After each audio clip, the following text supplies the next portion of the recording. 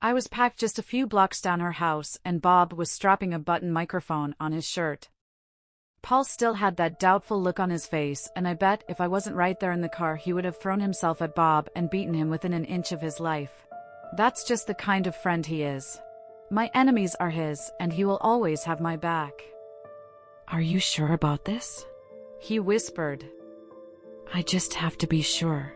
I whispered back. Bob cleared his throat from the backseat, and I looked up at him through the rearview mirror. He didn't look too pleased, but then again, Bob was never pleased. He handed a small device to me and pointed to a button. Once the red light begins to flash, press that button. It will begin to record.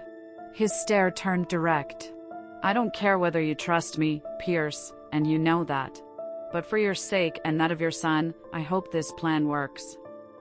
I hope so too, just play your part.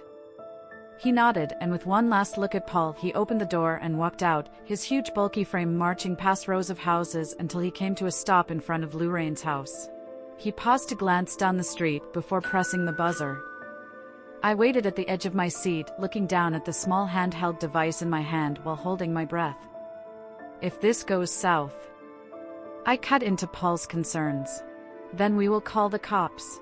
I know my son is in there. This is the only chance we have, and Bob is our only hope. For your sake, I hope you are doing the right thing. Have you told Chantal? He asked. I swallowed. Just a few hours apart and I miss her already. I definitely overreacted yesterday, but I'm glad I woke up a little clear-headed this morning. She's probably crying her eyes out. Attacking Lorraine and the resultant effect of that was the reason for the rift between us. I promised myself that as soon as I got Nolan back I'd call her. We deserve our happiness. We must have sat down for only a few minutes, but to me, it felt like years. Then the red light on the device began to blink. My heart thumping in my chest, I pressed the single button on it. Almost immediately, Lorraine's voice cracked out of the recorder. Bob, what the hell are you doing here? Your father sent me, Miss Lorraine. He did? He didn't tell me. She sounded suspicious and very much out of breath, as if she had been lugging heavy objects across the street. My heart threatened to burst out of my chest, but I struggled to stay calm. He's having a hard time keeping up with your shenanigans, his words, not mine. Fuck him. That does sound like him. He didn't have to send you. I'm not killing anyone. At least not yet. Make yourself useful. There's no time. I'm guessing you need help. You are guessing? You are not as smart as my dad thinks you are if you have to guess that I need help. That little brat has been crying all night long. It won't be long before my neighbors begin to suspect me. My son. Something sounded like paper rustling, and for a second I thought Bob had turned on me and disconnected the microphone, but then Lorraine's voice came on again. I need to hurry. Nolan knows, Chantal knows. The only thing keeping me safe is my father's influence in the city. Here, Bob, take these bags to the car. I am leaving this country. With the boy? Yes, with the little brat. If I can't have his father, I'll have him to compensate for the embarrassment. Let his mother suffer for taking my man away from me. There was a thud and another crackle. Then there was a bang, and my heart nearly flew out of my chest until I realized it was a door that had been thrown open. And then I heard it. Nolan's cry. Please, he begged. I want my mommy. It was hell trying to tamp down my anger. Don't mess it up, I warned myself. Don't mess it up. I looked over at Paul and found him staring, his eyes guided and full of concern. Lorraine's voice was loud, breaking through my thoughts. Shut up, bitch. Get in the car. We are leaving. There's not enough time. I don't want to go. Bob's voice came on the recorder and his voice was low. How fast can you drive, Pierce? She's escaping. She's fucking escaping with my son. I threw the recorder into the back seat and started the car just as soon as the sound of her car starting broke through the recorder. In less than a minute, her car was backing out of her driveway with Bob in the driver's seat. Call the news and call the cops. Now! I screamed at Paul. The coward was actually running away. The bitch! She wants to leave with my son. I gunned the engine and pressed the accelerator, tailing her car even when Bob swerved into the main traffic. I drove fast, but there were two cars in front of us, separating us from them. I overtook one of them, moving into the fast lane, and as soon as I did, I saw Nolan struggling against Lorraine. She was fighting to restrain him. Fight her, Nolan, I thought, hoping that somehow he would hear my voice. Fight her. You have Pierce blood in you. Beside me, Paul was talking to the news channel, giving them an anonymous tip about the kidnap, but was careful not to mention Lorraine's name. Every news channel wants great gossip. I told you, I would be careful this time. The last thing I want is the cops pretending to be too busy to chase her and save my son. Paul called the cops next and was giving details of her car and of the road, and as soon as Bob swerved onto another road, one leading to the international airport, Paul told them. When he dropped the phone, he turned to me. Your plan might just be the most brilliant one ever. I hope so. 10 minutes later, just when I thought I would never hear them, the sound of sirens blasted through the air, and patrol cars sped behind me in the direction Paul had given them. I knew they had spotted the car when two patrol cars sped past me and began to chase Lorraine's car.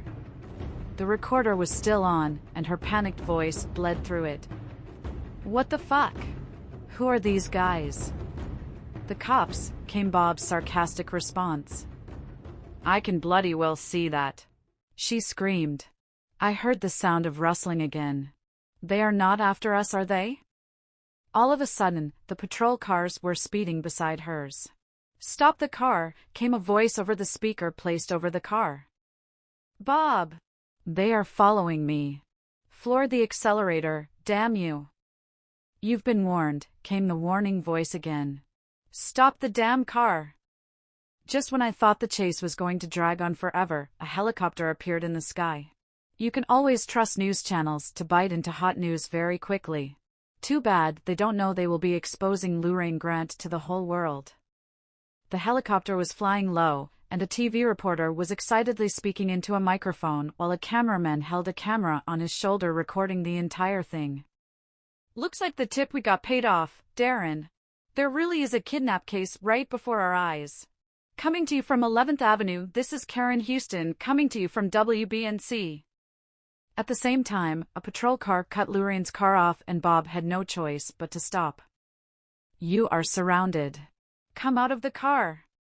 Bob! Lorraine shrieked. Smash through that gas and let's get out of here. As I pulled out of the now slowing traffic, I saw Bob look back at her with his hands in the air and his voice came through the recorder. I'm sorry, Miss Grant. And right there, right before everyone, the news crew hovering above, the cops, the slowing cars, Lorraine Grant knew it was game over. Coco's POV. Sophie and I were barreling through the streets in her car heading toward Nolan's school. We had taken two wrong exits twice in our haste, but eventually, we found our way. Sophie was driving, and she looked over at me to make sure I was all right. I smiled at her to assure her that I had my emotions under control. A look in the mirror told me that I may have my emotions under control, but my physical appearance was anything but under control. I looked like something a mouse dragged out of a hole. How possible is it to lose so much weight in only approximately 48 hours? I had forgotten to eat throughout those hours. Only wine and some water from Sophie's kitchen kept me alive. Sophie had forced a hot dog and a bottle of water into my hands, encouraging me to eat it since, in her own words, I won't want to scare Nolan looking like the Grim Reaper. I was finally able to eat a few bites even though I could barely taste a thing. We were nearly there when my phone began to ring. And when I pulled it out it was Yolanda. You are not going to be ignoring her call or anyone else's, Sophie warned me. Because the last time you did, you know what happened. I nodded with a small smile and picked the call. Hey! Yolanda skipped pleasantries and began to talk, really fast too. I sat up. Hey, Yolanda, slow down, I can barely hear you. She took a deep breath, which I could clearly hear through the phone, and launched into her story again, and as she spoke my eyes grew wider. Sophie had one eye on the road and the other on me, and seeing the look on my face she mouthed, What? I held a hand up to her, still unable to believe what I was hearing. "Oh my God, are you sure about this? You might want to check it out and see for yourself." As soon as I cut the call, I checked and, sure enough, there was a live video of the chase she had been so excitedly telling me about. "Lorraine! Stop the car! Stop the car!" I yelled at Sophie. She quickly found a good space to pull over. "Look at this!" My heart was racing as I shifted so that Sophie could see what was playing out on my screen. Her mouth formed a small O when she recognized Lorraine being held outside a patrol car with her hands cuffed behind her. Beside her was a burly form that I instantly recognized as Bob's Douglas dog. And then, out of the black car that had been cut off on the busy road, now reflecting the red and blue lights of the patrol cars around it, came my son. My Nolan! His small hands were up in the air, and he looked so terrified. His little cute face was wet with tears. The shot was taken from above, so there was hardly any audio besides the faint buzz of the helicopter. But I knew the moment my son realized he was safe because at that moment his face lit up and the movement of his mouth nearly made my heart burst with joy. "Daddy!" Before any of the cops could restrain and question him, Nolan was running out of the shot and into the arms of someone who was running toward him. Nolan. Fresh tears burst out of my eyes. I barely heard myself stammer through my words. "Let's go." Sophie wasted no time starting the car and driving off. I held my hand to my chest throughout the drive. Hope, joy, happiness, and peace coursed through me, and somehow I began to laugh. Nolan's POV. "Daddy!" The sound of my son's terrified screech nearly broke me. Even before I stopped the car, I was already running out with my hands wide. No officer could hold me or my son back from our reunion. And the moment I held his small, shaky body in my arms, I started to cry. I squeezed him tightly to my chest, unable to help myself. Daddy!" he cried. "I'm scared." "No need to be scared anymore, buddy, I've got you." 2 officers were walking toward us. One of them recognized me. "Mr. Pierce?" "Yes." I croaked. "Oh my goodness," he mouthed. Then he turned professional as quickly as possible. Paul had walked over to my side to take charge. "We will need to question the boy. Protocols, I'm afraid." "Will we be needing a lawyer?" Paul asked for me. "If you want to prosecute, then we will be calling a lawyer." "I didn't do anything," Lorraine shouted. "You will be explaining that to a judge." I picked Nolan off the floor and hugged him to my chest. The boy clung to me so tightly that my throat ached, but that's okay because I equally held him just as tight. I didn't want to face her, but I had no choice but to look into the face of the monster. "You bastard!" Lorraine screamed in my face. "You won't get away with this."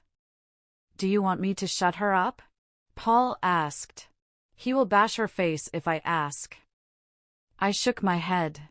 "No, I'll see her in court and I want the satisfaction of seeing her go behind bars." I looked at the officer who was helping Bob into the patrol car. "He's with me. He's part of the plan?" The officer cocked a brow. "He is? Well, he's a wanted man who has been evading my men for years. I'll hate to let him roam free on the streets once more." He pushed Bob in, locked the door, and came to meet me. Bob might prove useful in pinning Douglas Grant down once and for all now. "Don't worry about him." I wanted to argue with him, but why bother? Bob wasn't resisting arrest. Besides, the way he winked at me from the back of the patrol car, I have a feeling he's happy about the way things ended. I hugged my son to my chest. "It's over. We are free to go home." Coco's POV. By the time we got to Nolan's house, Paul and Penny were throwing a little celebration for Nolan's return. I met Penny at the door, and she was all smiles and tears when she hugged me. "Oh my God, Coco, I was so distraught to hear about what happened. I'm so glad you got your son back." I basked in her hug, but not for too long. Enough with my self-pity, time for a new change, and I gladly accepted that change by detaching myself from Penny with a smile. Sophie was right behind me, and as soon as I stepped back from Penny, Sophie invited herself in, doing anything to avoid the dragon lady. "Thank you." She understood my haste and pointed toward the kitchen where Paul was coming out with a bottle of wine to share with her. He lit up when he saw me and hugged me briefly. "Nolan is in the kitchen. He hasn't let Nolan out of his sight since. I sure as hell won't be letting my son out of my sight ever again, either." My heart was racing in my chest when I left Paul and went into the kitchen to see father and son laughing and playing. Nolan, my baby, was on the counter swinging in legs happily with a cup beside him. Nolan was in front of him, one hand around him to keep him safe, while the other held a glass of water. I don't know what they were talking about. I couldn't hear them because of the rush of blood through my ears. All I know is I nearly fainted from relief, and somehow I stepped into the kitchen and floated toward them. Nolan was the first to see me. "Mommy!" he cried and scrambled to get off the counter. Nolan looked back and saw me, and his eyes lit up. He held Nolan off the counter and the little bundle of joy ran to me, latching himself to my legs. My legs failed me and I dropped on my knees and hugged him tightly while ugly sobs racked my body. My nose was running, my eyes were aching, but none of that mattered. All that mattered at that moment was my son in my arms. I pulled back to kiss his head, his cheeks, eyes, nose, mouth, hands, everywhere I could touch, and he laughed and cried and, for the first time, he didn't run from my kisses. He held my neck with his small arms and offered a watery smile. "Are you all right?" I asked. He nodded. "Yes, Mommy. That lady, she wanted to take me away." "I know." I rubbed his back, grateful to have him there with me. "She said bad things about you, Mommy." "They weren't true." He nodded his head sagely. "I know." "I missed you so much. No one will ever take you away from me again, I promise you." He smiled. "I know. Daddy said so too." I looked up at Nolan. He was smiling at us, his green eyes turned darker.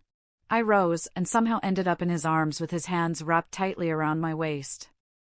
"Nolan, He kissed my words away.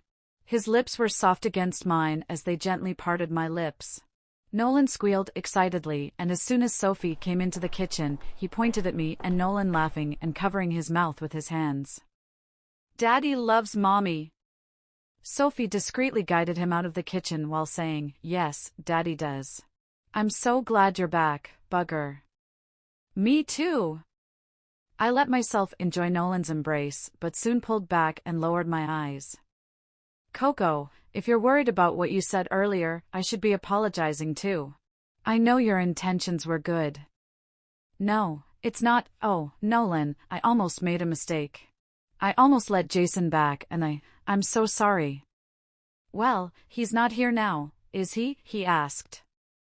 I frowned. "No. And he is not the one holding you right now, is he?" My frown deepened as I wondered what he was going on about. "No. But..." "Then that's settled. You came back, we have our son. But you deserve better. You deserve someone mature enough to know when to let the past remain in the past. You deserve someone who doesn't doubt everything she or anyone else around her does. You deserve someone who wouldn't cause you any embarrassment, especially when she's acting so irrational. I don't deserve..." His finger touched my lip to keep me silent. I have my faults and doubts too. But one thing I do know is that I love you, and you love me. He said that without a trace of doubt. "Let's grow together, Chantel. I don't want to grow apart from you." Unable to say a word, I hugged him and buried my face in his throat. He chuckled and hugged me back. "I am so glad I have you. I love you." "I know. I love you too." When we parted, I suddenly remembered I was forgetting something. I need to call my mom. "Took care of it." Nolan laughed. "Yolanda told her, and the next thing I know, Mom was calling nonstop. She's on her way here. She wants to see Nolan for herself." I wiped my tears with a laugh. Of course she does. She's his grandmother after all. 2-1. The rope was cut and the doors of Cocolanda were thrown open. Cheers erupted from the guests gathered in front of the building. Sophie, Penny, Paul, Fiona and everyone else who was a friend clapped and cheered. Nolan was running wildly between everyone's legs and was the first to enter the building. Yolanda clapped and hugged me, cheering. "We did it!" she shrieked and kissed my cheek. Mom was next. She nearly lifted me off the floor as she hugged me close to her enormous breasts. "I am so proud of you, baby!" She searched for Yolanda and hugged her close too. "And you too. Look at you. My girls have grown into women," she cried. "I am so proud of you. I know your dad is too." I felt Yolanda's eyes on me and I realized she was watching to see if I would break down again, but I didn't. Instead, I responded to Mom's comment with a smile. "Yes, he is." We made our way into the building and I almost swooned. I still can't believe that this belongs to me. Coquelanda, home of fashion. It was already stocked with clothes, shoes, and jewelry. Some of them hung off mannequins and others were displayed in glass cases. "You've got a nice collection here." I looked back to see that Penny was coming close. She had a proud smile on her face. "You learned from the best." I cocked my brow. "And the best is?" "Me, of course." We laughed. "But really, I am so proud of you. This is only the first step to better things. Greater things." I nodded, too choked up by emotions to say anything. Penny squeezed my hand and went to the makeshift bar for a glass of champagne. I walked away from the partying crowd to adjust a coral blouse on a mannequin, and as my fingers lingered on it, I felt a presence behind me and saw Nolan's reflection behind me through the glass. I smiled. "So Mrs. Pierce," he cooed as his hands locked around my waist. "What are you thinking?"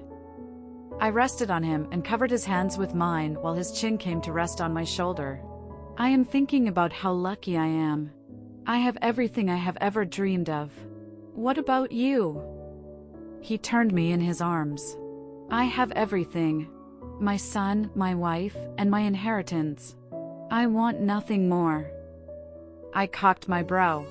"Are you sure?" He nodded. Well, I don't know what to do about this one girl who might try to steal you away from me 9 months from today." He frowned. "What are you talking about?"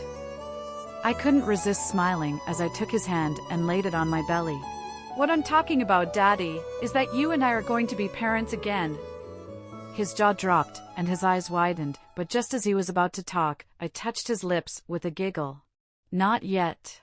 I wanted to be a surprise for the others." But he couldn't resist kissing me hard on my lips. "You have made me the happiest man, Coco." I rose on my toes to enjoy his kiss. "And I am the happiest woman because of you."